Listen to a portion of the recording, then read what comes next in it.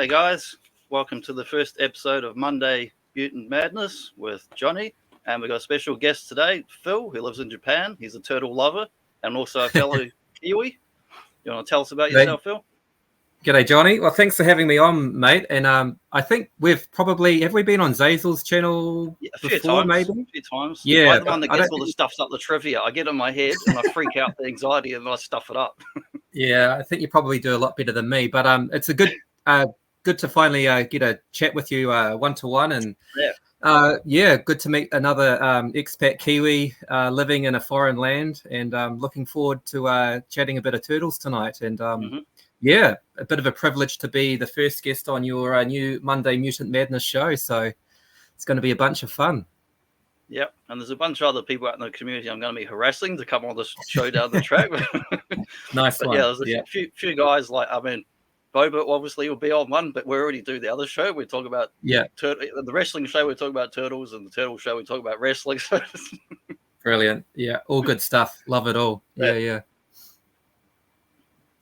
But yeah, so I'm just to say a bit about myself. I'm a New Zealander living in Japan, and my YouTube channel is Treasures for Trigger, and basically I'm a vintage toy collector over here, and definitely Ninja Turtles is one of the big lines that I like to collect. So yeah, looking forward to discussing a bit of my collection with you and what some of my favorites are.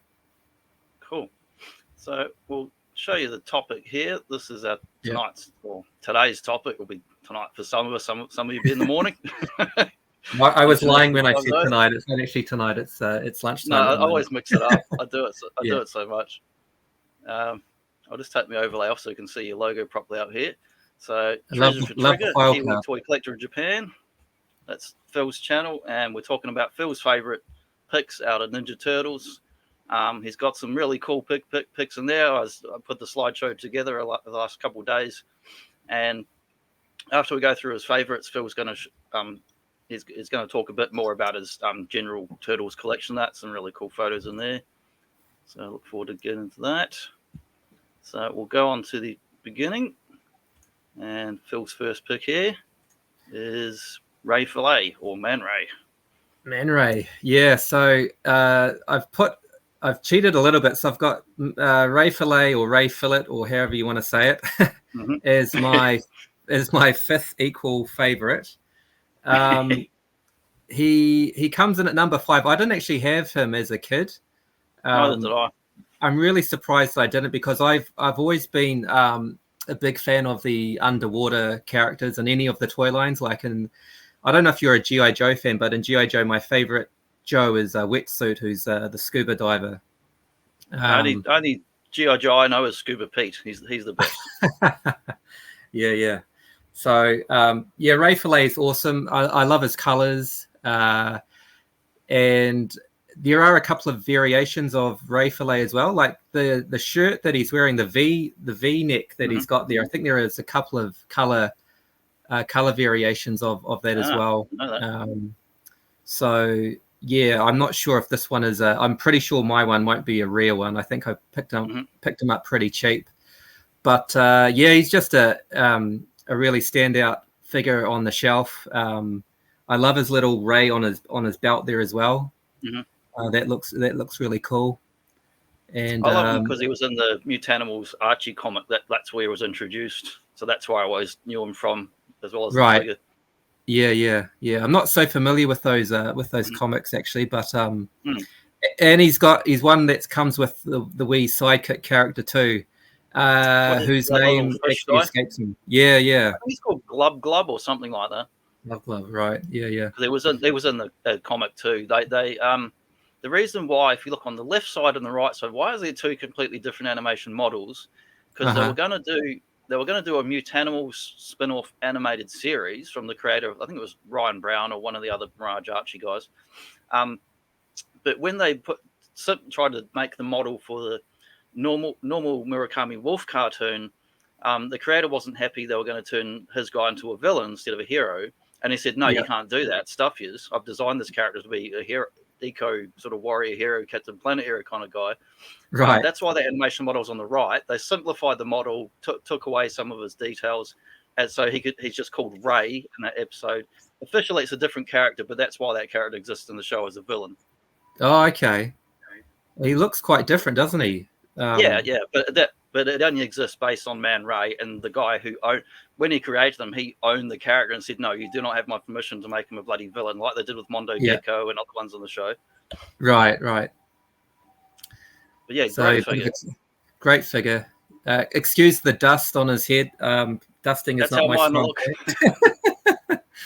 They track hair like a magnet. That's exactly. Yeah, they go gummy figures. They do. Yeah, they do go sticky, especially here in Japan too, with the humidity.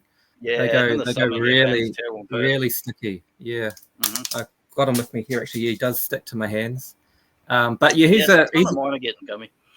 Yeah, he's quite a new pickup actually, Ray Fillet. I've been on the hunt for him for ages and finally found him. I wanted to get him complete with all of his accessories too. So yeah, he's I think he makes my top 5 because he's one that has sort of escaped me for such a long time, and now that I've been trying to get him since they released it. I have played with it as a kid at a friend's house who had virtually all the lines at the time. Yeah. But I've been trying to buy it for like 10 years now, and eBay Australia is fairly garbage. People will charge you crazy prices for a figure missing limbs, all the accessories. The dog's been chewing on it for a month. They want outrageous prices. And they actually will match what it used to be. I could import stuff. I used to buy from America $20 Australian. I could buy this figure all day, and you still can now. But now they charge you $50, $80 shipping. And when eBay did that, the Aussie sellers went, "Oh, no one's going to buy my $30 figure because no one's going to buy the American ones if you can get a local one cheap." But the Australians put their prices up to match the postage cost from America. So now you'll pay $70 to $80 for a beta Man Ray because they don't want you to buy the cheap one from. Oh, it's just crazy. Exactly. Yeah.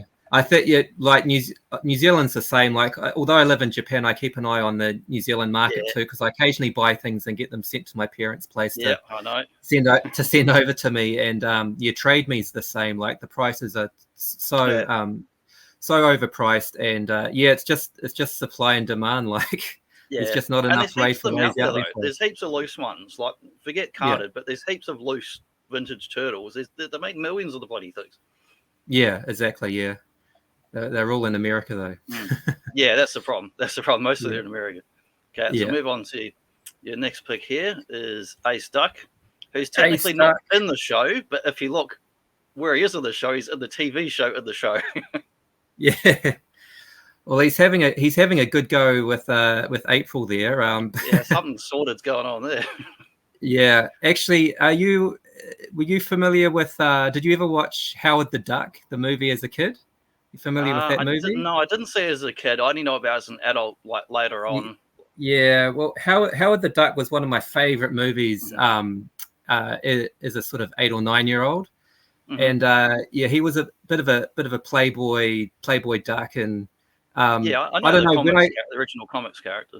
Yeah, and Ace Duck is again another figure I never had as a kid, and that's why it doesn't sort of go higher up in my ranking. But he reminds me of Howard the Duck when I see him on the shelf, and I have such great memories watching Howard the Duck with my brother. We watched it endless times, so that's kind of an odd reason why I like him so much. I've actually got a couple of Ace Ducks. Something that I didn't realize when I first bought him. The first one I bought, I was so frustrated because his hat never stays on. Like it always just falls it doesn't. off. I only got one last year, and the hat will not stay on. Yeah, you can kind of fit it on his head, and it just covers his eyes all the time. It just looks bloody ridiculous. It doesn't fit on well at all. And I've got the wings for him as well. The wings are really nice. Yeah, and again, I was trying to get a he looks a bit stupid with the hat like that, but I was trying to get a complete one again, so I found another loose one because I wanted to get the belt with his egg. I've only got one of the eggy missiles here in his belt there. But I don't have any accessories of mine. I think I have the hat and the wings, but I don't have anything else. Yeah, but this version of him, he's got a hole in his head, so his cap so it pins in there. His cap actually sticks in beautifully and looks sense why it doesn't stay on the other one. Yeah, exactly. So I'm quite stoked that I've got two versions of him. Actually, I'm not the kind of collector that likes to get all the variations of figures. That doesn't bother me too much, but it did bother me with A Start because I was just having so many frustrations. I just sticky tacked the head on, and then at some point I took it off again because I thought if I leave that sticky tack, eventually it'll just rot and bugger up the toy. So I took it off after a few months.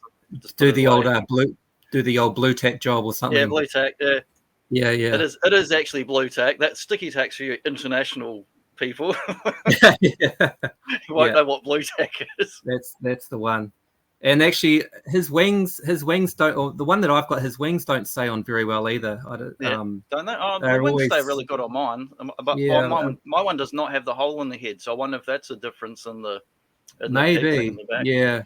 So this is probably an original release one, and then they figured out that there were some issues with it, so they re-released it with those improvements. But yeah, he's cool. I love the turtle emblem on. Yeah, it's nice, the jacket, and he's got that. And they call him Ace Duck because he's meant to be like World War II style pilot or whatever, isn't he? Like the jacket and the hat and. That's the one. Yeah. He's definitely got that look about him. So yeah, he's cool. He's great. But yeah, he's basically my Howard the Duck. As a kid, I never really cared for it. I was just like, well, it's such a generic bird guy. He's not in the show, other than when they see him on the TV for 5 seconds.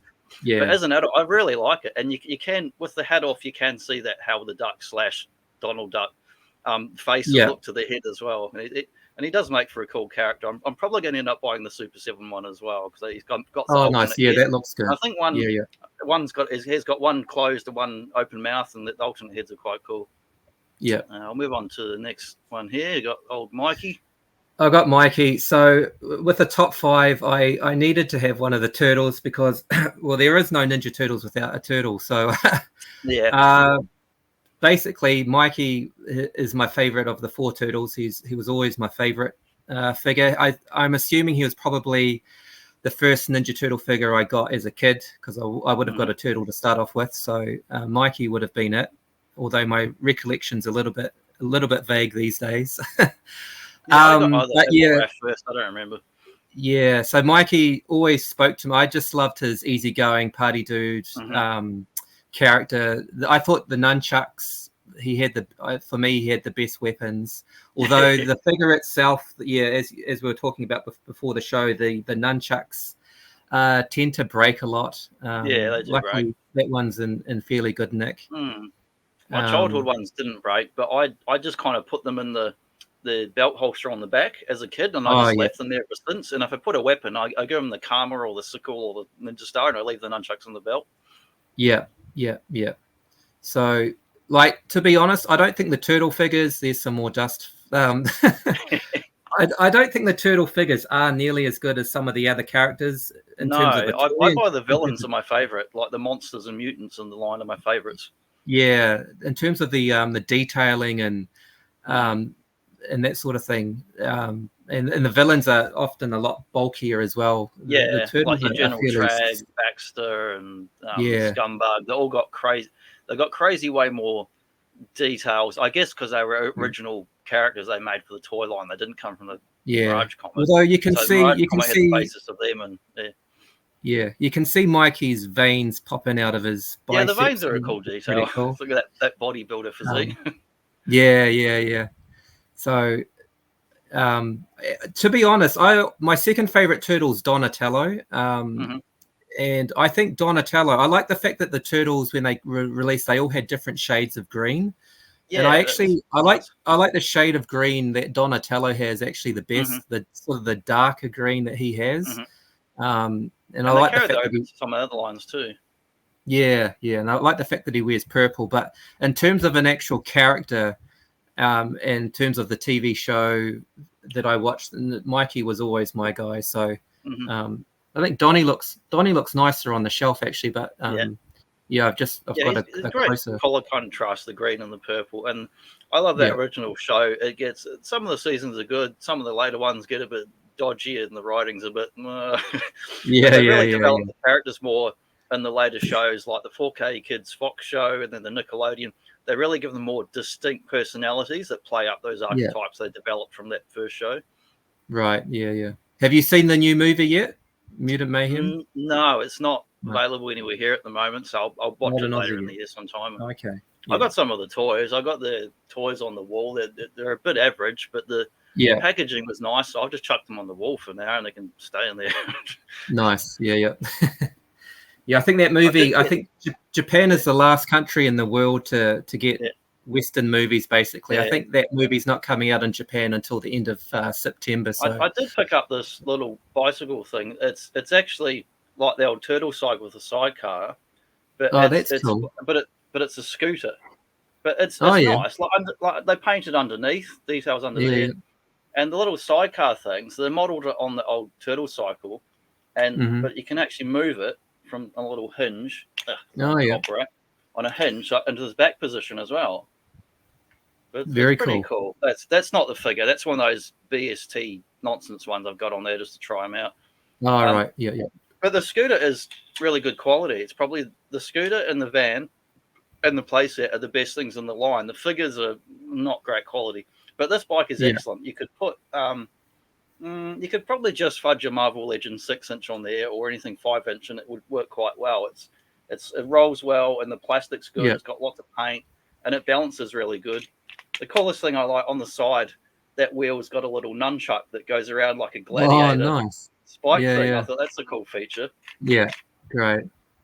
Yeah, that's what I love about even with the modern stuff, the little wee sort of Easter eggs you get in the vehicles or the figures, that if you pay close attention, these things sort of pop out to you. Oh, that's cool too. That's the RAF from that line, but on the old bike.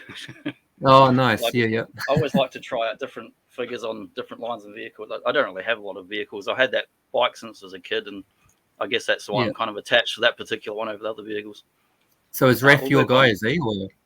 Yeah, he's definitely my favourite guy. I've got pretty much every version of, not so much the vintage, but the other following lines. I've got multiple versions, giant versions, and whatever they put out. I've got a 301 up there from those horrible live-action computer Mutant Hulk movies they did, but the figure's really nice.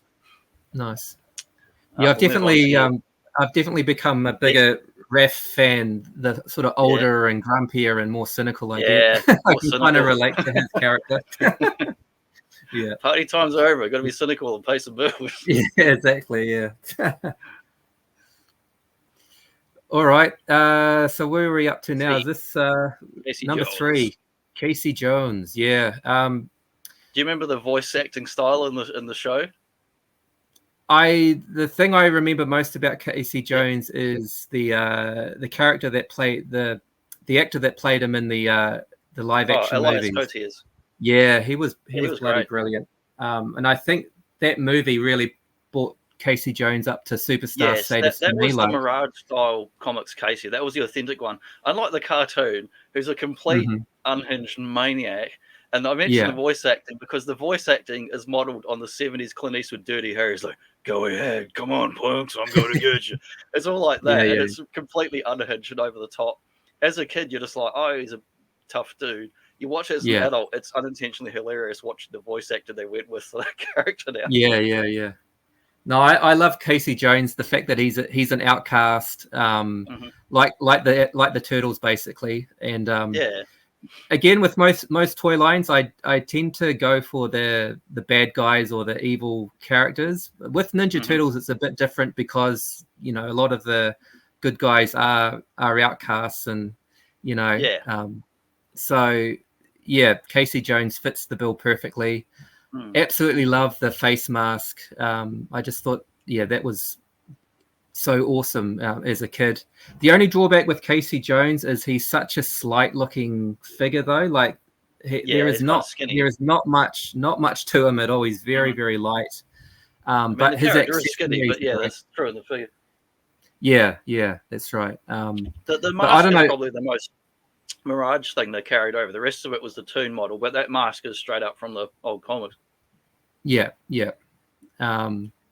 But yeah, I just love his accessories, the golf Yeah, he's got bag. so many. He has that whole bag, like the golf bag but then he's got broken bats and all sorts of stuff Yeah, in there. yeah.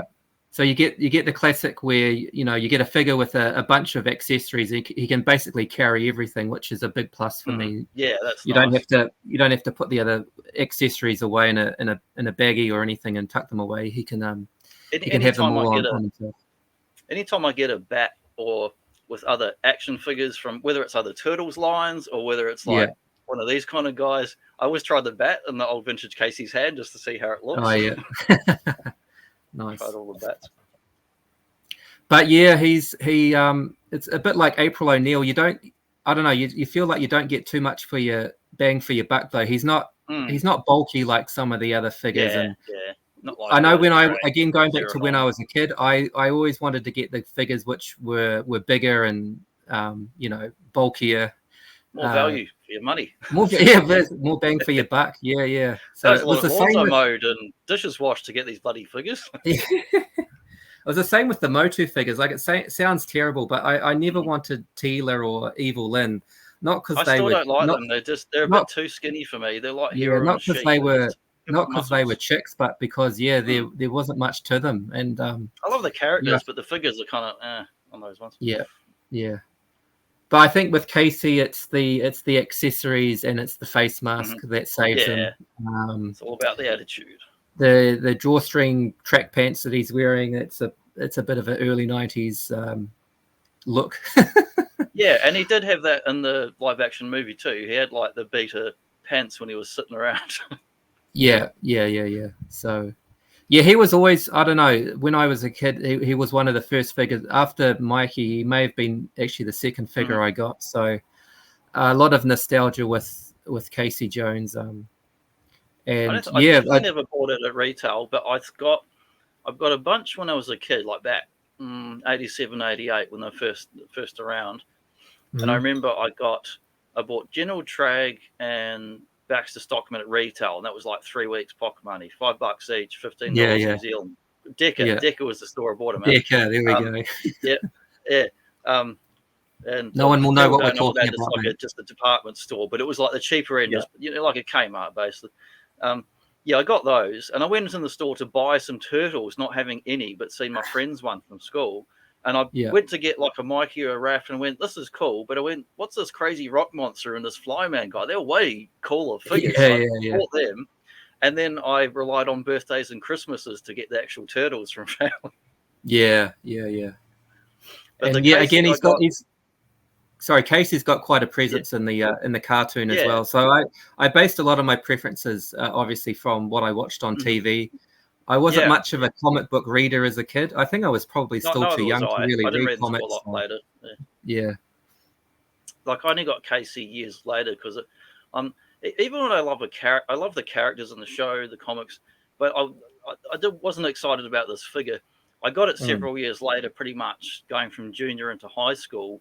A mate of mine, when you get to about sort of 13, 14, and you got the mates that go, I don't care about these stupid toys anymore. I'm interested in horror movies and girls and Kiss and music or whatever.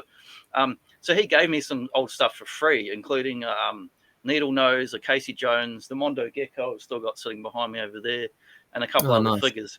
So I'm very grateful he gave me those, or I probably wouldn't even ever have them. Right, nice. Yeah. Well, the turtle figures were the last figures because I was born in 1980, so the turtles were basically the last toys that I was really into. Like, so I would have been 11 or 12 when the turtles came out probably a year or two later than America. I guess it took a bit longer to come out. It was a little bit late. I remember the advertising overlap with Simpsons and other stuff like that was coming in like the Truth newspaper.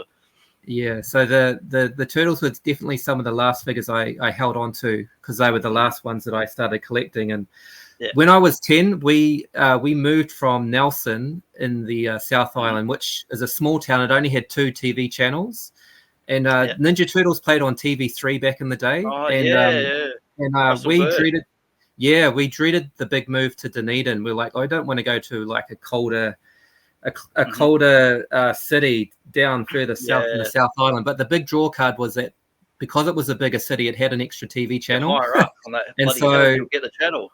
Yeah, that's the one. So look, my parents were like, "Look, if we move to Dunedin, you'll be able to watch the Ninja Turtles on TV3." I forgot so like, they were okay. on TV3 or whatever. And because they also they had Russell Bird, they had that Kiwi. Yeah, it was like a play on Kerry to Kanawa, but it was like a one of those bloody birds that go around the ski fields and pester all the trim off the car. Kia. Yeah, the Kia. Yeah. I should know. I got bloody coasters next to me. From the Canterbury Museum when I was over there. They did a live action stage show, and that was sponsored by TV3. And the Russell Bird appeared at the stage show, and the puppet appeared in Christchurch, which was normally a North Island Auckland thing. Yeah, I went to that too. It came to Dunedin too, to the region. Yeah, it came to the region theatre. Did they have and Rocksteady with the terrible heads? I think so. Yeah. Because they had Movie Shredder, but it was Cartoon Bebop and Rocksteady, and then they played audio clips from the live action movie. Yeah, but I don't know. I loved it though. Like I loved it. It was dodgy as, and it had like the $2 smoke machine, the effects and the music, and some like bad gymnast people trying to do flips and stunts that were pretty. But I loved it as a kid. We were just like turtles. Ah! Yeah, exactly. Yeah, anything no matter how rubbish it was, as long as it had the. And there is footage of that New Zealand one I found on YouTube. It was I think it was one of the North Island variations of the show, because they did different shows in Australia, UK, New Zealand, America, were all different depending on what local stuff talent was involved. Oh, because I thought it was a world tour. I thought it was the same group that it was it was different in each country. Like they had a promo, they had promo stuff in the marketing, like world tour and all that. But each country had its own local performers from, I don't know, the theatre troupe or the stuntman who couldn't get into movies or whatever. Yeah, right. Yeah. So that would have been also 1990, 1991, right? Yeah. So the movie came out, the live show. Yeah, it was mayhem. Like America had at least 2 different versions, because they had one similar to that, and then they had the rock one with the guitars that NECA did the figures of recently, and they had the kind of Pimple Turtles from number 2 and 3. Yeah. So there was a few different live action shows, but So I'll go on to your next pick. Triceraton, or is it Triceratron? I could never get it right. Is it Triceraton? I just say Triceraton, like ton or ton. Yeah. This was so we're getting down to my top 2, right? This was a real, I don't know, close my eyes, eeny, meeny, miny, mo situation. He almost came out at number 1. I love Triceraton because I'm just a massive dinosaur nut, basically. Like, I was just obsessed with dinosaurs when I was a kid. I loved I don't know if you had any Dino Riders figures, Johnny, but I had one. I had Monoclonius with Marco. Marco was the shark head guy, and Monoclonius was like a Tricera, but with one horn and then the frill. Yeah, the greenish looking dino. Yeah, exactly. And I beautiful love those. Sculpt, very realistic dinosaur. They are beautiful. Yeah, that's still my favorite toys, actually. But anything related to I had that one. I lost it years ago. Yeah, they're really expensive now.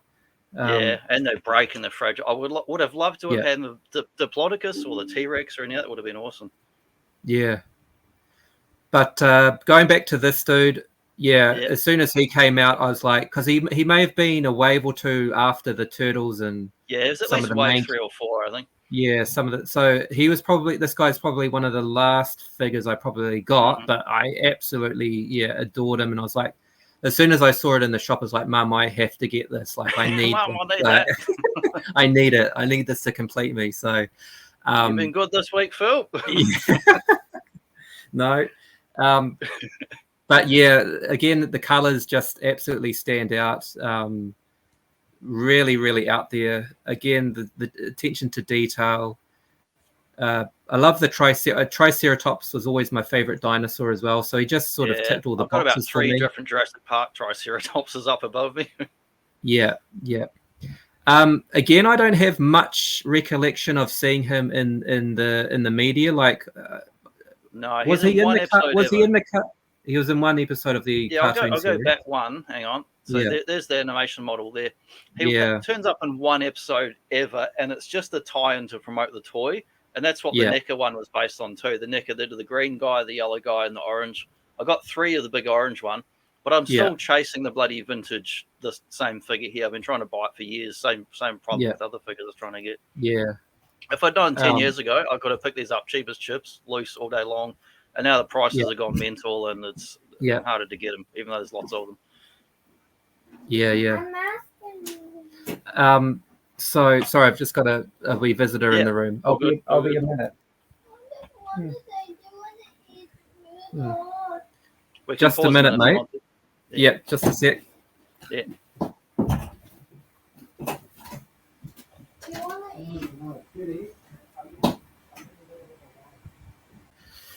What was I saying? Yeah, back to the. Oh, that's good that you can pause it. Yeah, they added in just this week to StreamYard if anyone uses it. Normally, if you paused, it would end the recording, start over, but they just added in this week. Oh, finally, they've improved it. That's good. Yeah, it's a pretty shit program for anyone that doesn't know.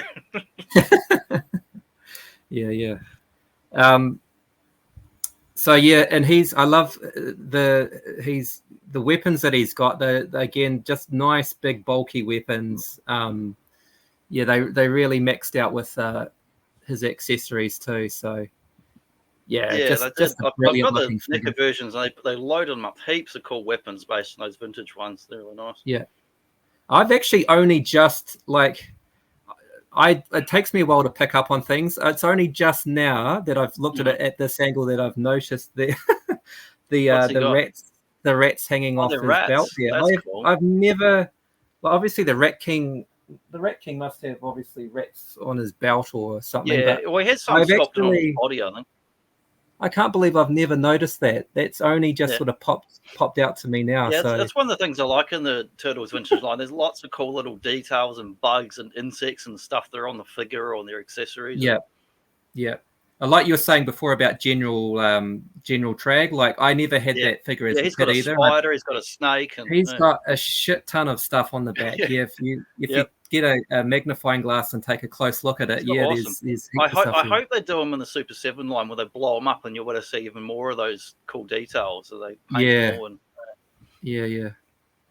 So it was tough to put this guy at number 2, but I had a few other things to consider when I was picking my number 1 spot, and I think the fact that maybe this guy wasn't so prominent in the TV series, I think he's in like one episode ever. I think put him down. But in the later shows, the Nickelodeon show, they did a whole story arc, and the 4K Kids show, they did the Mirage story with the whole Triceraton invasion. We see the whole race, but in the Wolf of Murakami one from the 80s. You just see like one episode, and you can tell it's just there so they can promote the toys. No other reason to have her in the show. Right. Yeah. So I've got another cool pick coming up next, and this is one of my main mutants. Drum roll. Yeah. Yeah. Bebop. What a badass. I've always loved. I think most people, you're either a Bebop or you're a Rocksteady guy. I love them both equally, Phil. You like them both equally? Okay. Yeah, most people that I've talked to, they prefer one over the other. Like I've got a younger brother. I've got a younger brother, and he was Rocksteady basically, and I never liked what my brother liked, so I was like, okay, you be Rocksteady, I'll be Bebop. So Bebop was my. Here's a question for the fans: which one is the stupider of the two? Yeah, that is a tough question. Which one is the bigger knucklehead? Who's the bigger knucklehead? That's the one. That wee guy in front of the figure there is a keychain, and I've picked up a few of them. Again, they might be something which were just released in Japan. I've never seen them. I've not seen them on any. You can go on TMT Museum. There's this guy's catalog just about every American release product ever, and I've not seen those on there. Yeah, this is the wee. There's a wee Rocksteady as well. Yeah, bring that up. Yeah, he's cool as, and he's got the green camo jacket, which is not in the cartoon, but it's on the some of the promo art and boxes and stuff back then. So they are tight. They're probably they'll be lucky if they make 2-inch. But it says on it 19. 1994 Mirage Studios 94. On the back. That's very late in the line. Yeah. That's a good point, actually. I think Ninja Turtles may have hit Japan. With any Western thing in Japan, it takes a few years for it to sort of make its mark over here. Yeah. Maybe apart from that, but I think Ninja Turtles may have the naming of the shows. The naming of it, yeah. But it may have taken a few years for Ninja Turtles to really make its mark over here. And it's not something. It's very American. It's not something that was traditionally run in Japan. Japan, you got your Sentai, you got your Super Robots, you got your Card Captors and Sailor Moon and that sort of thing. Yeah. But it is quite a big toy line though. Like I collect a lot of toy lines. Transformers obviously is the most prevalent out of the figure lines that I collect over here. Very big toy line. Very big. Yeah. More than 10,000 toys in that toy line. Yeah, Turtles is probably number 2 in terms of what's available to buy for me. Like compared to G.I. Joe or Masters of the Universe. We had friends over here yesterday, my wife's friends, so a Japanese couple, and I hadn't met them before, and I was trying to find something in common with them and start a conversation with them. So I was like, come into my collection room and see if you can recognize anything. And they knew the Transformers obviously, and they knew the Star Wars.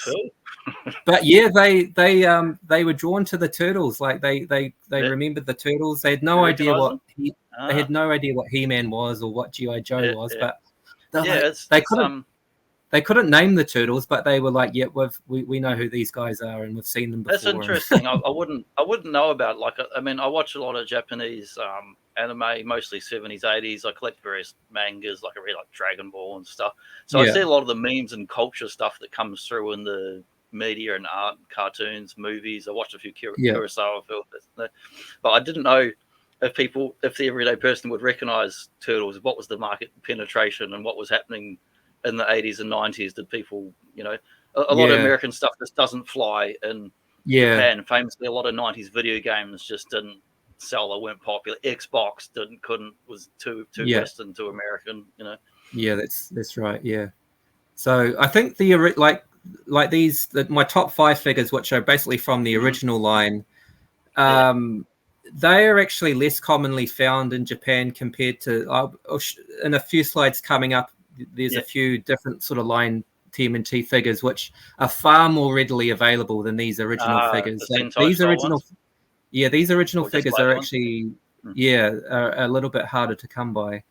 But that's not that different in Australia, really. I mean, they sold en masse here in Australia and New Zealand, but getting them now, it's like unless someone's selling them, you don't tend to see them at the jumbled sale or the church or anything, unless there's collectors selling them eBay for stupid prices for broken leg ones. You don't.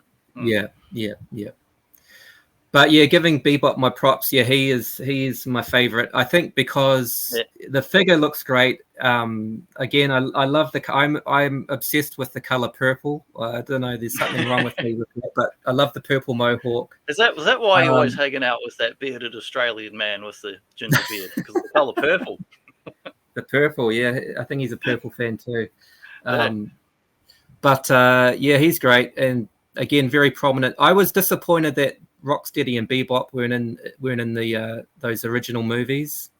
A few people have said that, and I never really got to me as a kid. That really got to me. I'm over that now, but at the time was like I was just hanging out because they were my favorite guys. Basically, I think I liked them more than the Turtles themselves. They're very funny in the show. All the lines they get. Yeah, but yeah, that was a bit of a disappointment when I watched the movie initially. But Bebop and Rocksteady are both great characters, and I think they may have been the only two. I don't think I had Shredder as a kid. Shredder was garbage, so you didn't. The hunched over Shredder look. Didn't really do anything for me. Thanks to that Motu designer guy that designed it. Yeah, right. Yeah. So I think they were my 2 main villains basically. I never had Krang either. I didn't have Krang. I've been trying to get Krang for years and years. Played with it as a kid at my mate's place. I picked up one of the reissue box set ones that came with, they call it the Rotocast set with about 6 figures in Australia in a big cardboard box. And I bought the whole box just to get that one figure, to get a complete Krang, because the junker ones on eBay were like $50. I'm like, get out of here. Yeah. He's got bits and pieces which are very brittle and easy to break. Yeah, he's got that little plunger gun thing, and he's got the bits that plug onto his sides of his legs in the walker mode. Yeah, that's the one. And then you've got the other version of Krang, obviously, that the one that's sort of body. The Android one, yeah. Well, that was quite sort late of on in the my line. Yeah, that's on my bucket list, but that's bloody expensive. That's Yeah, well, I've got bloody 2 versions now. I've got the NECA Android body, and I've got one that's just a plastic statue called PCS Collectibles, and I've actually got it with my 6-inch NECA, because it's the best cartoon version of him with no breaks in the sculpt, and he's just going sort of like this. Yeah, and he's just a plastic statue, but because he changes in size in the original miniseries, it works quite well with the figures. Yeah, I'd like to get something like that just to fill in the gap, because I know I probably will never get the vintage version of it. Yeah, the cheapest one around now, no, similar price. They've got that BST AXN. They've done one that's a reasonable looking figure, but the price is fairly similar to the NECA one, which has more accessories. But the NECA one's it looks okay. It's a bit ugly. It's a bit off model in his legs. It's not quite on model to the animation, but he's got the cool accessories. If you played the arcade game and you want to give him that swinging around, bloody arm and all that, and the weapons and mace, and if you want to give him that kind of stuff, the NECA one's not a bad option. Yeah. Oh, nice. Yeah, I haven't gone down the modern TMNT rabbit hole yet. Like I've got. That's why I don't have my vintage ones, because these bloody modern ones came out and stopped me buying my vintage, and it stuffed up my. Otherwise, I'd have all the ones I wanted by now. Yeah. Like I've got modern Motu and modern Transformers and modern GI Joe, but just that for some reason, I think there's just for me in Japan, there's so many different lines of TMNT that there's enough vintage stuff to keep me satisfied. Okay, so there are a couple of good things about living over here. It can be a pain in the ass, but sometimes you can get Kamen Rider stuff all day in Sailor Moon. That's the one. So we've got some cool toys from Phil's collection now. Like, that's his favorite picks, but now we're going to show off some of his kick-ass collection. Yeah. Well, not to get the violin out, but I, as a kid, my parents could never afford any of the vehicles or play sets for any of the toy lines. Yeah, I don't know. New Zealand must have been an expensive country back. Well, it still was. I didn't have only vehicle I ever had was that bloody bike, and that was it. Never had Technodrome or Mutant Module or any of these. No. So one reason why I love the tubes on the right side is that they are a couple that we did have as a kid. So did you ever put them in the bath, or they float or not? Yeah, they float. Yep, we used to have heaps of bath time with them. Have a face off with my brother. And did your feet stink when you're in there? Sorry? Did your feet stink when you're in the bath? It's probably not a great image, picturing me and my younger brother naked in a bath together. But anywho, well, as long as you got clean feet at the end, there. Yeah. So I had to get. I've got nothing from my childhood, so I got these again recently, and they just bring back great memories. And again, they look great on the shelf. They don't take up too much space. The turtles fit in there nicely. They're nice and snug. Great little detail to them. They're really light. Like, I was really surprised, but I guess because they float, I was really surprised how light. It's just a hollow plastic, basically, that tube. You ever been the real ones they have at the fun parks? There's the little like lawnmower motor on it, and they go out of the circle. Oh yeah, the bumper boats. Yeah. They get all the fumes up. That's the one. And then the Technodrome. Technodrome again is a bucket list thing, which I will never ever probably own. But the Technodrome Scout is a mini version, something that I had absolutely zero awareness about growing up in New Zealand. I never saw it in the shops or anywhere. I knew about the module, the drill thing, and I knew about Technodrome, but not this one. But it's a very cool toy. So it's great. It just fits the one figure inside, obviously, but it's got so much bloody weaponry on it. It looks fantastic. And I love the fact that it opens and closes. You can display it with the figure sort of poking out of it as well. I think Man at Arms will be at home in that thing. Yeah, it does. It does definitely have a Motu look about it. You're right. It's cool. I'm lucky. I've got a couple of these in my my collection. So, well, that's like a troop building vehicle, just the look of, and that it's like a smaller mini technodrome kind of minion thing you got. Again, lots of purple. They've done reissues of like the Turtle van, and they've done a reissue of the Turtle blimp with a dodgy undercarriage that was from a later post 2000 line. But they haven't done the bloody Technodrome. The one thing, even if it's a stupid price, I would probably get it because I've never had one. It's too expensive to get. I'd love a reissue of the Technodrome.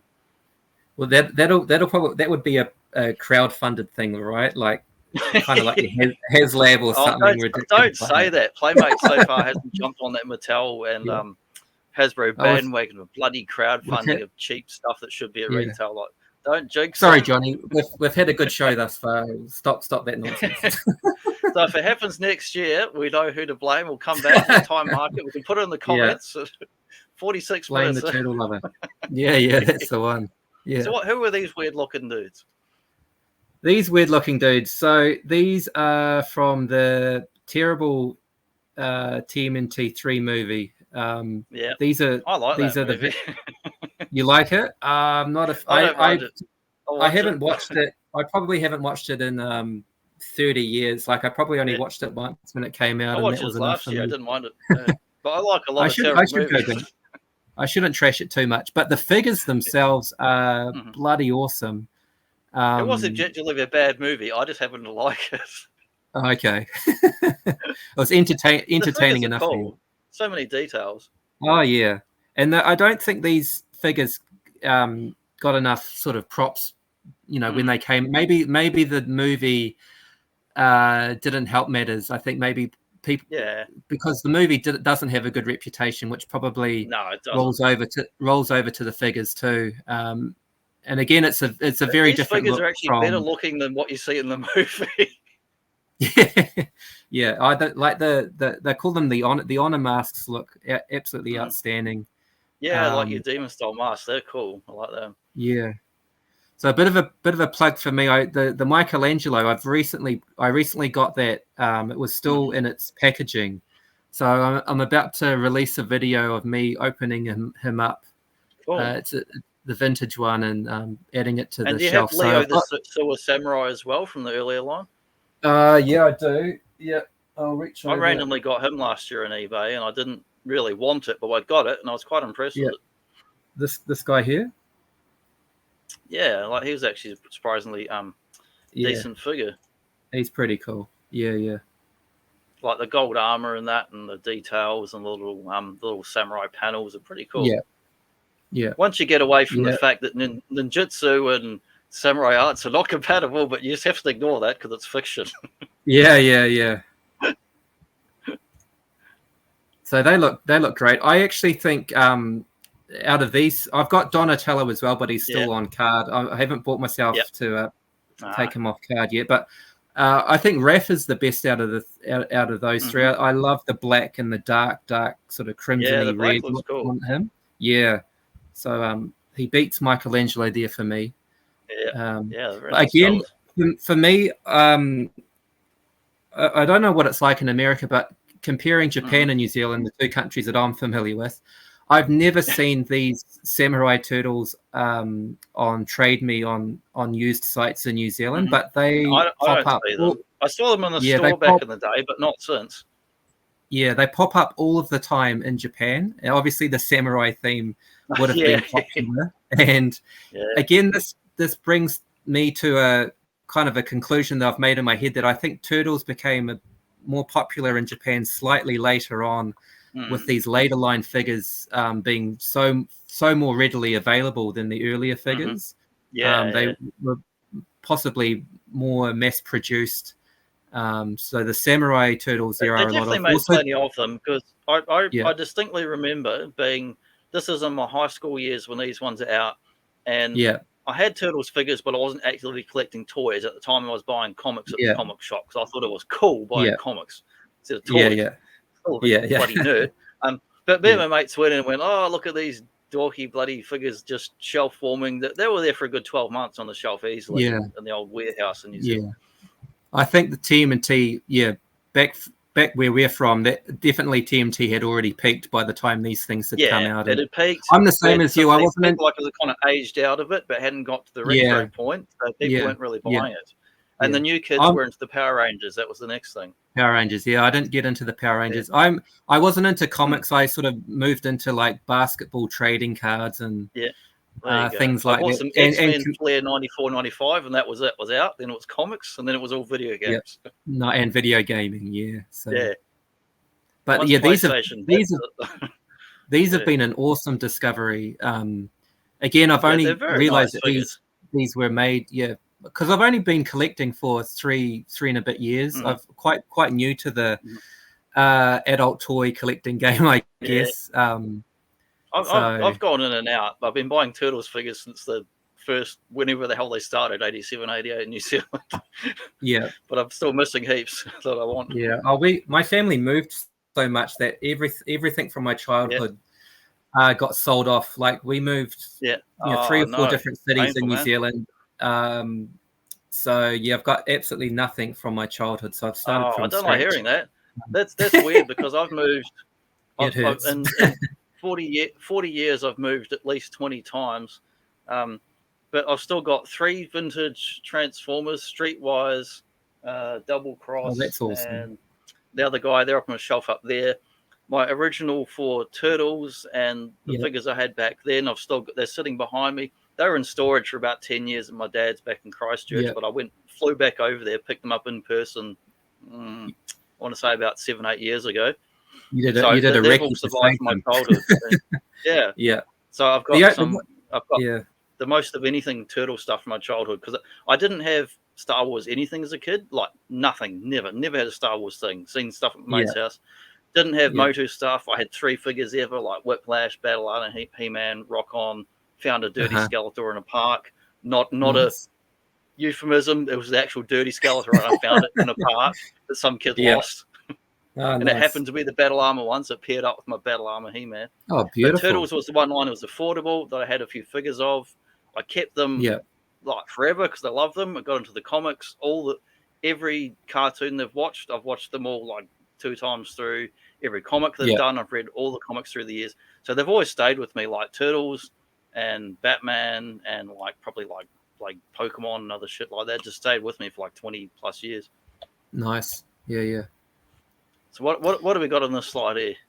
Yeah, so these are the mutations. So Transformer, brother. Transforming turtles. These, to be honest, these figures are a hell of a lot better actually than the original release figures. The early ones were Splinter Turtles Turtle Van. It was just a cube. Apart from that one, but these ones they're a lot bigger in size. Like the scale wise, are probably the Tucker and Raza are better than the actual figures. Than the regular figures. They're perfect for mutations because they do tower over the turtles a bit more. So. And the Rocksteady's got the promo art jacket again, which he never wears in the show, but it turns up on the box art and then on that figure again. These I don't know. I don't know what he is. Is he meant to be some kind of warrior thing? I can tell the guy behind him's a kendo guy, but what's the Donatello in blue with the silver mask? That's a good question. Yeah. Is it like a gladiator or a Japanese guy? I've got him behind me here. I'll probably knock over the collection, knowing me. It looks to me like he's Donatello from Mad Max or something. But it does sort of flip open like that. He's got the Japanese robe on, so I didn't know what was going on with the mask and that. Yeah. He's kind of got a medieval look to him, like with the he's got like a medieval mask, but then he's got like but then he's got like your martial arts uniform on with it. But I don't hear many people talk about the mutations line. Like again, it came out slightly later. Like I think these guys were released in '94. Again, these are way more commonly available than the original ones. Yeah, they're way more readily available for me over here than the earlier stuff. Really? quite Yeah, reasonably priced. They're cheaper than the original release stuff. I remember And the seeing some in box, the stores, but they were there and then they were kind of gone again because I don't think they were selling in New Zealand. So I think it makes them much harder to get now because they weren't. Yeah, again, I haven't seen them advertised on New Zealand sites, but the Japanese packaging for these is different from the Western packaging as well. Like, I think in the Western packaging they came on bubbles, like the bubble card, but these ones have got like the flip, so they look great displayed. Nice. Yeah, so they look great displayed in the box as well. But yeah, they're really, really cool. And again, quite readily available over here. So I've really jumped onto these as much as I can. And they're a lot. Get some, I would, but they're just I don't even. I look on eBay every day for like last 15 years, pretty much. Like, and I've once in a blue moon they might come up. You don't tend to see them on there. Well, I'll see if I can. Back then I was like, didn't care, but now I'm like, wish we could get them. Yeah, I'll see if I can fix you up with a couple because I've got a few loose ones hanging around, a couple of spares. So I'll see what I can figure out for you, buddy. We'll look into it. I do know from buying from Hobby Link Japan and AliExpress, it's a hell of a lot cheaper to get stuff from there than from America and other countries. Right. Yeah. And you'll probably get it faster too. Japanese post is pretty efficient. Different shipping lanes, so they definitely get here faster. It's just straight down to Australia. Who are these weird-looking chromed up guys with wings and all kinds of stuff going on? Yeah, these are freaking fantastic. These things. They're called. I think it's Saint Seiya Turtles. the Japanese title is Metal Mutants, I think. Yeah, that's it. I was looking up this morning to check. That's it. And Raphael seems to be my favorite in this line as well. The Phoenix. The Phoenix Ref. So the oh wow, yeah, just absolutely it is chrome, beautiful. It is chrome. Yep, it's absolutely fantastic. And do the wings have a sort of look to them? Is it gloss or matte? I can't quite tell. No, it's got a slight what would you call it? What would you call it? Sparkle. Shiny or sparkle. Shiny or sparkle. They sparkly wings. Sparkle like a magical girl transformation still. That's what I want to know. Yeah. This guy's actually missing. There's more. He's missing the armory on his legs as well. And actually, what you can do with these guys. Mode. Yeah, if you have the complete version, you can actually take all of the armor off. Put the armor together and it makes its own kind of character with the armor on its own. Build a figure sort of thing. Yeah. So they're awesome. Or like a combining robot. Yeah.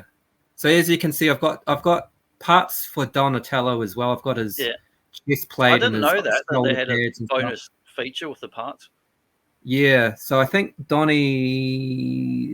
his character's like a lion or something. They're all slightly different. Yeah, it's very, very typical anime manga stuff in Japan. Like we've got animal themed stuff or heroic, generically themed warriors. Yeah.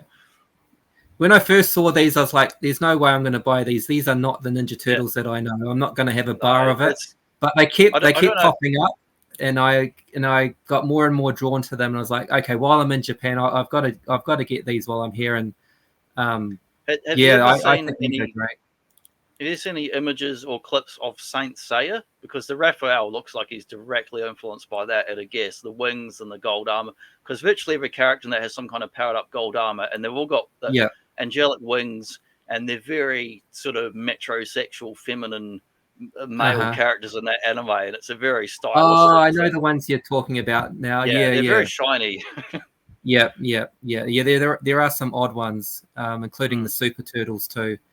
But they're quite small figures. Like there's a totally different sculpt than the other, like bloody Scurvy Ricketts Motu style turtles with the squat legs and that. Yeah. So this is just a naked Mikey, next to the regular Mikey. Tune in for around here is naked Mikey. Oh wow, that's small. I didn't realize. So they've seen pictures online. Yeah. So it's hard to tell until you sort of pair them up together. It's almost like a micro man. Look at him. but they do. Yeah, once you put the armor on them, they do kind of obviously bulk up quite they bulks substantially. up. So, I mean, this is probably the one of the highlights that I've purchased over the last 12 months. Like, it's a very cool these get snapped up really quickly, and I just fluked it and was able to grab it before anyone else. These go for a lot of money, especially with the accessories and stuff. But I was just lucky that I got ref. So yeah, it's a goal to try and complete that set. But yeah, that's going to be an expensive thing to do. Very cool set. Yeah, very nice figures. Them. And we've got a bonus slide next. I've chucked in here to give some context about these turtles. These figures are the best. They had 2 lines. That's like the powered up version, and then we had two episode anime original video animation for Japan. Super, what do they call them? Mutant Turtles Chujin Densetsu Superman Legend, 2-part OVA series from Japan based on the Ninja Turtles, like your 80s 90s animated show. The first episode based on the Super Mutants line. It's like 20 minutes long. It's on YouTube. It's free. Anyone wants to look it up, it's on there. It's got subtitles. You can watch it. The second episode is based on the Metal Mutation line. So Metal Mutations is what Phil's got, the very Sentai-looking ones with the gold armor. And the Super Mutants is like the guys down the bottom right here that have the kind of Wolverine mask and generic armor. And then you've got a unique version of Bebop and Rocksteady where they're absolutely edgelord anime guys in the top left there. And I do randomly have that Rocksteady figure, actually, which I've never seen any of these figures. And it turned up on eBay Australia one day for cheap, for like $20. I'm like, okay, I'll get that. It's another Rocksteady, whatever. And it's quite a beautiful figure. It's really nice and slightly taller than the normal ones. But apparently in the show, I mean, I have watched it. You can look on YouTube for free. Anyone can see it. But I haven't watched it in about 2 years. But it's very much like your Sentai, Power Rangers, Kamen Rider sort of thing, like very much Japanese anime. They get some kind of jewel things and they power up and flashing seizure robots sequences. But it makes for a unique, interesting subline that they had these like Japanese specific designs within the Turtles way towards the end of the line. So most people would have not seen them or heard about them. That's the one. Yeah, it's fascinating the way that the Japanese interpret different licenses and put their own spin on it. And again, as you say, came out much later in the line. I think these were released by Playmates as well eventually. So it's Takara Playmates as well. They were mid 1990s. And again, that's just calling back to my thinking that Turtles really sort of peaked in Japan in the mid 90s, not really the late 80s and early 90s like it did in Western countries. So I've seen the Super Turtles online as well. I haven't gone down that rabbit hole yet. I think the Metal Mutants look better personally. I don't. Oh, they're much nicer figures, the Metal Mutants. Yeah, the Super Turtles, I don't know. There's too much of a. They're fairly generic. That's sort of too much of a Batman thing going on, I think. Like I love Batman. When I see them, I'm like, why are they wearing Wolverine masks? Like, what's going on? But the Bebop and Rocksteady are definitely the highlights out of that line. They're both really cool figures. Yeah. Actually, there is a Michelangelo online at the moment. He's got a bit of damage to his leg. I think maybe after our discussion here, I might jump back on and see if I can pick him up just to have one in the collection. Now you've piqued my interest. But it's fun discovering all of this stuff being over here. Like never knew about any of this stuff back in the day because I was out of toys and out of Turtles by the early 90s. So all of this sort of later line stuff is kind of mind blowing. We learned about this stuff like years later after the fact when I was looking up on in the last 10 years various internet fan sites that have just sort of a record of every Turtle line released from sequentially, chronologically, internationally, and variants and this and that. So I didn't learn about these until probably in sometime the last 10 years. And even this morning when I was looking up, I was just confirming the references and name that there was 2 episodes and exactly what it was called and what was the Japanese name, what was the English literal meaning, Superman Legend. And then I learned there was also tie and manga as well to these 2, but only some brief ones. But in the same way that you had TV magazine for Transformers had, like the little manga pages they're just promotional pages. It's not a full series. It's just little promotional stuff they did. Yeah, yeah. Oh yeah, I mean, there's so many different avenues that I could go down over here, and a lot of people are surprised that I don't know as much about the different Japanese releases, as I should. But yeah, it's just a matter of finding the time to. But you're in Japan, so you should know everything about everything in Japan. So it's a learning experience. Stop reading bloody comics and just play with toys. I'll be sending messages to you to fill me in on the gaps. But just looking at this picture, how much of a different look does Splinter have here? Like, that's the first. Yeah, he's just quite strange looking, really. Version of Splinter where he's kind of up at the same scale as the Turtles. He's it looks like they've used the same basic kind of proportions, and normally he's shorter and kind of hunched over with his cane and all that. And it has to be the most upright tall Splinter they've ever done. Yeah, yeah, but they do look quite hilarious. Those abs, he'd never had abs like that. Not even as a rat or Hamato Yoshi, never had abs like that. Yeah. Oh, you gotta love it. You gotta love it. Yeah. Maybe I will go down. My favorite Splinter figure, because most of them are fairly rubbish. They've done over the years. Are not. Splinter always just gets the bad end of the stick. They doesn't get very good figures. My favorite one they did. That CGI movie they did around, it was after the 2002 show. They did that CGI movie around 2006, 2007. It was just a one-off. And old Sarah Michelle Gellar voiced April O'Neil. And they had good voice actors, decent story. The Splinter figure in that is a really nice one. Still my favorite.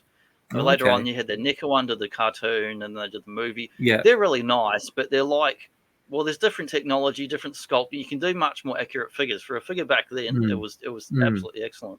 It's still my favorite. Yeah. The mutation Splinter isn't too bad. Yeah, he's all right. But yeah, it would be nice if the only thing about the mutations is there's no soft. Be nice if they had sort of more soft goods to them. But I guess it's difficult to transform them. You'd get like their capes and stuff stuck in the, little crevices. While you transform them. Exactly. Yeah, get your knickers in a twist. So. Well, that brings us up to the end of the slideshow. And we're still going to chat for a bit, but that's the end of the showing of Phil's cool toys. Bit of production art here from back in the day that I love. He still sometimes turns up on T-shirts and stuff now and then. Were you all about the Turtles food products back in the day, like the I don't remember what they had, to be honest. Like we had like the Burger Ring cereal in New Zealand. I don't know about the cereal, but we definitely got the corn chips. I remember the corn chips being obviously. I had the bars of soap that I kept in a packet, like an 8-year-old OCD collector child. I never talked about. They were just green bars of soap that were about as big as your finger, but I kept them in the packet because they had this kind of artwork on the front for each turtle. We had the Tip Top ice cream, of course. Remember the Tip Top ice cream? The turtle heads on the stick. And also, I think it was Tip Top bread had these pieces of paper, and they were packed into the bread. You'd unfold them, and there'd be a piece of artwork, and you had to send away for points or a competition or something. Actually, it was a turtle club. There was a turtle club for TV3 because I sent away for that, and I got the newsletter, and I've got these badges. I've still got one that says TV3 official turtle club member from back then. I actually lost years ago, but my dad sent them over to me last year in a box of stuff I'd forgotten left over there. Oh man, I distinctly remember that. I'd love to see those if you had any images of them at some point. Yeah, I'll take a new. I had old photos from last year, but I'll take a new photo because I've got a whole. What I used to have was, as a kid, when I was like 8 through 10 years old, as I had a little plastic table that was bright orange with 4 legs. You could pull in and out. People would use outdoors or for the kids. That was next to my bed, my single bed as a kid. And my turtle figures were right next to my head for over 5 years every night where I slept. They were between the door and my bed was the space this little plastic table fit. On my wall, I had like Mikey. I had stuff I'd traced or coloured in and had a go at drawing a turtle. I had every bit of clipping from a newspaper or a magazine any relatives would give me, or mates at school be like, oh, Johnny likes turtles. You can have this from my desk and take this home. And that would go on my wall for years until it faded to nothing. I had Ninja Turtles official movie poster, movie 2 poster at some point. Used to have, it was A-Team and Batman at some point. It rotated to Turtles and Turtles. And I had an entire wall of my bedroom. I mean, pretty much what's behind me now, but flat images of just like newspapers, magazines, clippings, Turtles, everything for years. It was everywhere, eh? You could not escape it. Turtle Mania. Yeah. And then how good was the arcade game as well back in the day? Going down to Wizards all the time. I played that a lot. Yeah. Have you ever been to Christchurch? Oh yeah, a lot of times. A lot of my uncles and aunties lived there, so we used to come up to the Big Smoke, and it was a big trip for us because for us Christchurch was a huge city. So we used to go to the arcade there called Wizards, which would take me a good half an hour to get from my house into it was right in the centre of the city, not about 2 blocks from the cathedral. And you go in there. It was kind of the dodgy end of town where if you weren't careful, you would get mugged or someone might punch you up. So you had to be careful which streets you walked down because it was before a lot of bogans in Christchurch. Yeah. But I used to go in the Wizards, and that had on average 100 arcade machines on a big, massive floor. It was all carpeted, and I used to go in there like every week. As a kid, they'd have Wizards Night on Saturday night. You pay $8. It was all on free play with the special button. You could play every machine. So I got to complete Turtles on that. I used to go back during the week with like $5 in coins and get as far as I could. Played that. Simpsons, Aliens, Predators, Street Fighter, Cadillacs and Dinosaurs, Killer Instinct, King of Fighters, all that stuff. We went for years with my mates to play that. Yeah. I had a bit of carpet with those badges. And it was an off-cut my dad had. It was quite, you say carpet, it sounds like fairly bogan and nasty, but it's a nice bit of carpet, all right? It's a nice bit of carpet. It's very nice. But it's got those badges on it, and that used to hang on the wall, and it was pinned on the wall. Yeah. And there's about 9 badges on, and they're still on that piece of carpet now, and they still look really good. So I'll take some new photos of that, and I'll send them to you. Yeah. No, I've got so many good memories of going to Christchurch. Like, Christchurch is by no means my favorite city in New Zealand. People watching this won't know what we're talking about if they haven't been to New Zealand, but Christchurch has got a bit of a reputation of being a bit of a rough place at times. But we used to love it because like the I didn't know. I grew up in the poor neighborhood and everything was rough in our neighborhoods. That was just normal. I got no context for it. Like I knew kids back then that were in prison like immediately after they finished school. Nice. Yeah. But the video arcades were absolutely mind blowing for us, and I think Wizards had 2, like you could go up, like they had video games on 2 levels. Like it just blew my mind that it was on more than one floor. The front level was level like this as you went in, right? Like down here, and as you go towards the back, there's like a single step, and it was slightly raised, which you would technically call a mezzanine floor, but it wasn't that fancy. It was just shitty carpet with beer stains and cigarette marks in it. So don't get mezzanine out of here. They did have a second floor, but it was like an annex. It fit 5 to 10 games, and it was just a little raised platform. It wasn't an entire floor, but there were stairs that went up, and they would have older games up there. You'd have the original Elevator Action was up there. You had one called Midnight Resistance. Games that were more than 10 years old would get rotated up there. And then sometimes it'd end up at the chip bar down the road when they got rid of them when the cab was too mucked up and it didn't want to bother fixing it anymore. Yeah. But to me, like coming from Daytona had some good games. Oh, Daytona, But being a small town boy, walking into that place was just like, oh my God, this place is absolutely massive. Come to Mecca. Yeah, exactly. Yeah. Unfortunately, my mother never gave us enough money to kind of be able to enjoy it more than sort of 30 minutes or so. I had the grift, man. Like I'd get the pocket money, or I'd delivered newspapers for years to get some coins, bit of pocket money here and there, and I'd ride the old treadly into the city, and sometimes your bike lock would break and you go, stuff it, I'm here now, just pretend like it's not broken. I hope no one nicks it, because people would steal the bike all the time, and go in and have a good play. It's such a shame that those places have closed down. Like in Japan, they still have gaming centers over here. Like I know, I've seen for years in video game magazines. Like here's the last remnants of the video game arcades, and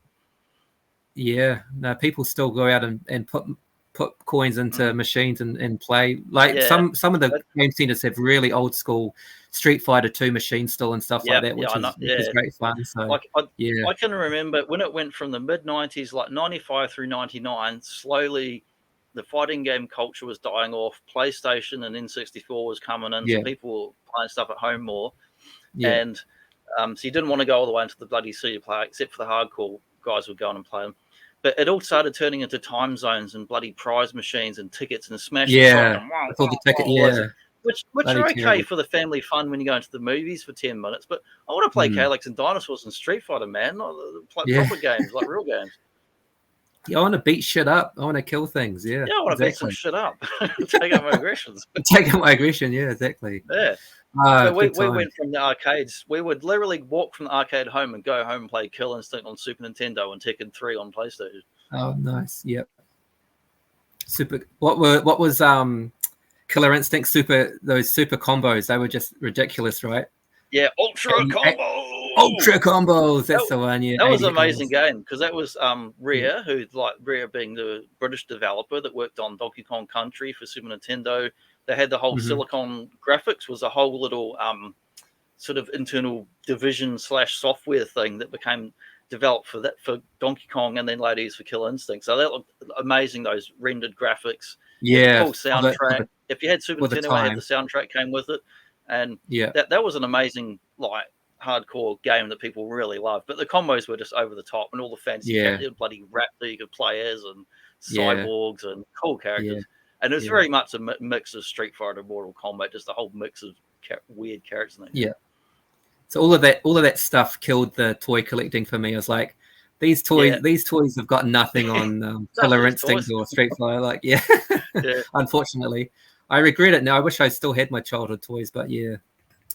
Anyhow, I'm just one of those weirdos that I tend to hold on to stuff. So I did play. There's times where I wouldn't buy a toy, nothing for years and years. I was buying comics, playing the video game arcades, but the toys were just still in the background on the shelf or in a box, wherever. They were still around. I didn't get rid of any of them. Yeah. And so I was just lucky that I happened to still keep stuff, and I still had it years later, even after I moved in it. I think the things that I held on the longest were actually the LJN wrestling figures. Yeah, because I was a wrestling fan for such a long time. When we moved, they were the only figures that came with us, and because they're just solid bits of rubber, you could just kind of chuck them into a moving box. I wasn't, wasn't worried about losing accessories or breaking limbs or anything. So they were easy things to just chuck in a box and come with us. But they were. My parents never owned any, but kids on the playground had them all the time. So I saw them a lot as a kid, and friends had them, but So which ones did you have? Who were your favorites in those LGN ones? I had we had a shitload of them actually. I was quite surprised because my parents actually were pretty strict. Like they didn't actually let us watch it that much. A metric shit ton of figures, mate. We probably had 20 or so figures. My old man made us a wrestling my parents wouldn't buy the wrestling ring for us, so the old man made us a ring for the figures, and that's cool. He used a nice bit of carpet as well as the padding of the ring for the wrestlers to sort of bounce off. So the wrestling figures were great. But again, when I moved out of home for university, I think my parents were like, okay, now we've got an opportunity to get rid of the last of their crap. So they got sold off in one of the last garage sales. But yeah, I mean, we banged them up. Like, even if I had them now, they wouldn't be in great condition. They would have, they're always really chipped to the paint and all that, and then the rubber starts aging as they go on. Yeah. Well, they were just made out of a material where you could just absolutely, bang them around as much as you like. They're great fun for kids. You could smack them around. That's what they're designed to do: to throw and smash them around and smack your brother in the face with them. Yeah. They actually look pretty. I mean, I've got a few here in Japan, and they bring back good memories. But in terms of a display piece, they don't stand very well on the shelf. They take up a lot of space. They get really. They're terrible at getting sticky in the humid weather too. So they pick up all the smells and all the bad stuff. They're not the cleanest. Yeah, just make a few cigarettes around them. Yeah, that's the one. But good memories. Oh, this has been great, man. Chatting about New Zealand and stuff. It's not often I get a chance to speak with fellow Kiwis. There's not too many of us in the our sort of YouTube circle, so it's cool to catch up. That's why, and I mean, it's thanks to you and Zazel. That's why this is Monday Mutant Madness, and it's not bloody USA Saturday, Sunday, whatever. Because I'm going to put this up for like Aussie Kiwis evening time on Mondays. Awesome. Yeah, well, I think Zazel has said we'll have to have you on the Mo Tuesday night. When that we're sort of taking a bit of a hiatus, but hopefully we're back in September, I think. But we'll definitely have you on the soon. The good thing is, I've rewatched all of the old ones in that hiatus. Oh, I've gone nice. back and rewatched them all from the You're up to beginning. play. It's like on replay, man. I'm rewatched like The Yeah. Wire and Jack Ryan and Mo Tuesdays. Yeah. Awesome. Oh, yeah. I mean, talking turtles, talking Motu, talking wrestling, you can't beat it. I just love it. Yeah. Well, we'll finish up there. So I'll just mention, I'll add in, I've been fairly lazy about it, but once this is uploaded and finished on the YouTubers, I'll go and add in the description like a link to your channel so people can find it. But what's your channel again, just so people know? Oh, cheers, bro. Well, it's Treasures for Trigger. I think you can kind of see it there below my name. I've got an Instagram account as well if anyone's interested in following me on Instagram. I'll chuck them in the description. I'm going to have to make a little note, and I'm going to go back and re-edit some of my older videos too to add stuff in for people's things. So I keep forgetting about it. Good stuff, buddy. And it's good to see that you're doing these chats and stuff now. I've become a big fan, and you and Bobba Hicks have you've got a good thing going. You guys have got good chemistry and good stories to tell. Yeah, and because lots of the community, people like Jim Largo, Grindhead Jim, Weird Late Nights with Bill, which is also going on at the moment right now for people in the real time.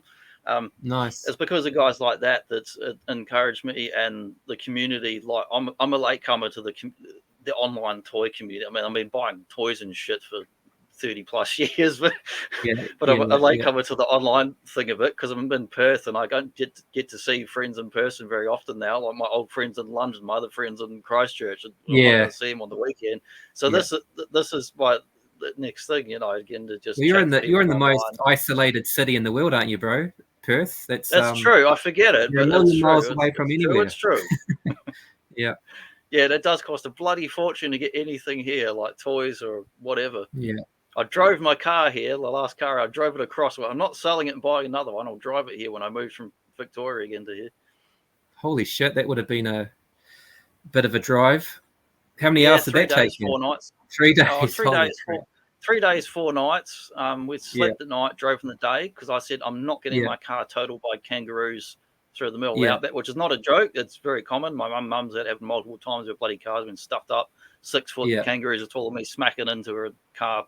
Panel beaters, 2, 3, 5 grand. I went, no, drive of the day, sleep at night, stay in the shittiest motel you can find. The last day over here, I drove from the border to the house I'm in now, 12 hours non-stop. That's the longest drive I've done. Technically, second, I did 14 hours on a forklift one day non-stop. Oh, God. But that wasn't as challenging as driving on the road, so passing those bloody road trains. Yeah. Okay. We'll finish up there, or I'll keep rambling on Good stuff, mate. Bloody day and night. Yeah, great catch up. Cheers for having me on, man. Thanks, Phil. I really appreciate you coming on this first episode. There's other people I'd like to have on, but you're the first guy I thought of as far as you like turtles, you like Transformers, and I'm a closet otaku, so I thought it's a good match. I appreciate it, buddy. We'll catch up soon. Thank you. Okay, we're in there, and catch you next time, guys.